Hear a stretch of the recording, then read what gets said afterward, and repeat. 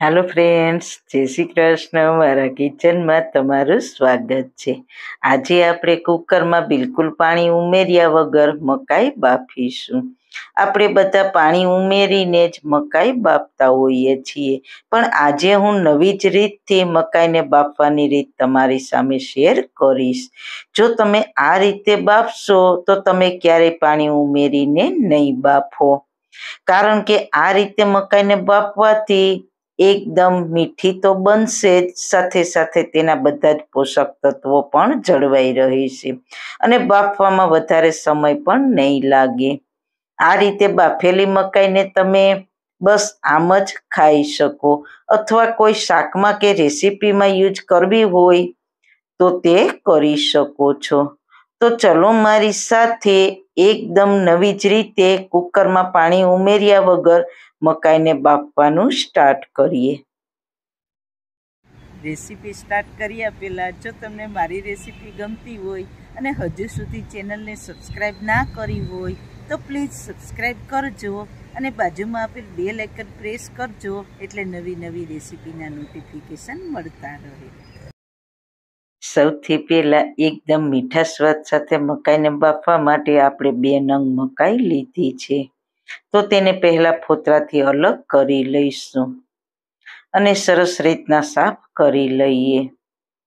જો તમારે વધારે મકાઈ બાફવી હોય તો વધારે પણ આ રીતના બાફી શકો છો. આપણે પાણી ઉમેરીને મકાઈ બાફીએ એટલે તેમાં પાણી ચડી જતું હોય છે, એટલે તેની મીઠાશ ઓછી થઈ જાય છે અને જો સ્ટીમ કરીએ તો તેમાં વધારે સમય લાગે છે. તો આજે આપણે ફક્ત 10 જ મિનિટમાં મકાઈને બાફીને તૈયાર કરીશું. મકાઈને બાફવા માટે એક મોટા વાસણમાં થોડું પાણી લઈને તેમાં જાડા નેપકિનને પાણીમાં આ રીતના બરાબર ભીનું કરી લેવાનું છે. નેપકિન એકદમ જાડું હોય તેવું લેવાનું, એ વાતનું ખાસ ધ્યાન રાખજો. નેપકિન ભીનું થઈ જાય પછી તેમાંથી વધારાનું પાણીને કાઢી લેવાનું. પછી તે જ વાસણ પર નેપકિનને રાખી દઈશું અને તેમાં મકાઈને આ રીતે રાખી દઈશું. પછી બધી જ બાજુથી નેપકિનને પેક કરીને ક્યાંયથી પણ મકાઈ ના દેખાય તે રીતે મકાઈને નેપકિનથી કવર કરી દઈશું. ફરી વધારાનું પાણી નિતારી લઈશું.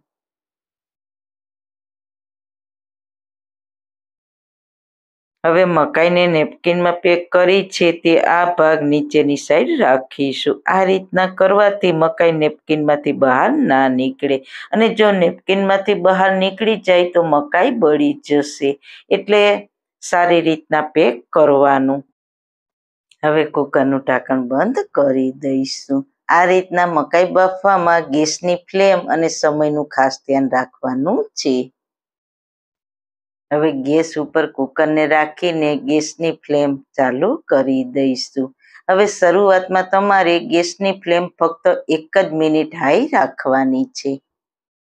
તમને બતાવું, જુઓ ગેસની ફ્લેમ હાઈ રાખી છે. હાઈ ફ્લેમ એટલા માટે રાખી છે કે કુકર સરસ ગરમ થઈ જાય અને અંદરનું નેપકિન અને મકાઈ છે તે પણ સારી રીતના ગરમ થઈ જાય.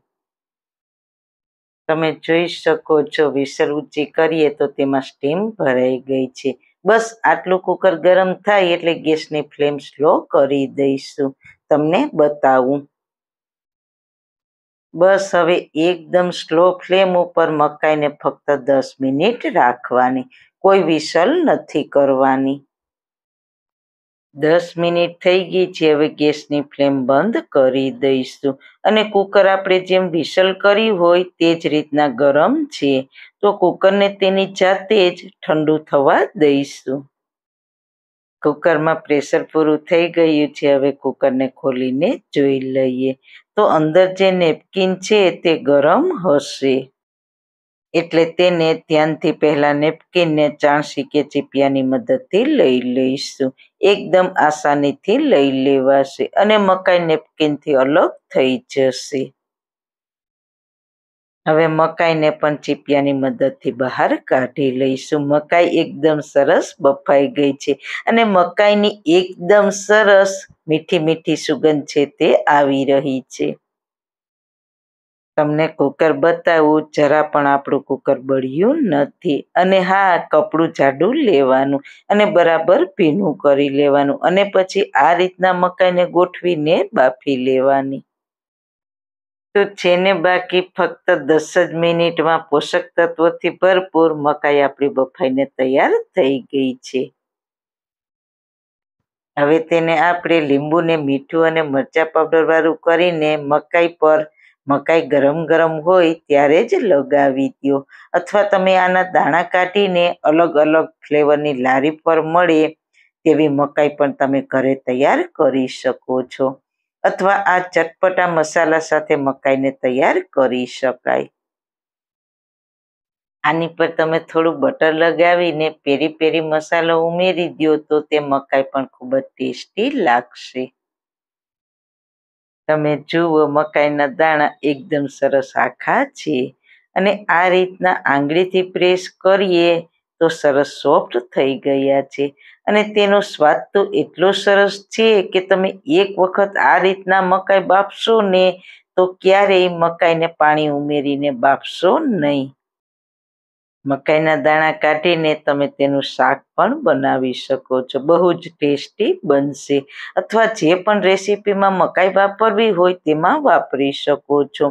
એકદમ પરફેક્ટ એવી મકાઈ બફાઈને તૈયાર થઈ ગઈ છે. તો છે ને એકદમ નવી જ રીત મકાઈને બાફવાની, તો જરૂર એક વખત ટ્રાય કરજો. તો લીંબુના ચટપટા મસાલા સાથે ગરમ ગરમ મસાલા મકાઈ તૈયાર છે. તો જોઈને જ ખાવાનું મન થઈ જાય તેવી બની છે. તો જરૂર એક વખત આ રીતના બાફવાની ટ્રાય કરજો. સારું ખાઓ, ખુશ રહો. આવી સરસ રેસીપી જોવા માટે તમારો ખૂબ ખૂબ આભાર. મારી રેસીપીને લાઈક કરજો, શેર કરજો, મારી ચેનલને સબસ્ક્રાઈબ કરજો. ફરી મળીશું નવી રેસીપી સાથે. જય શ્રી કૃષ્ણ.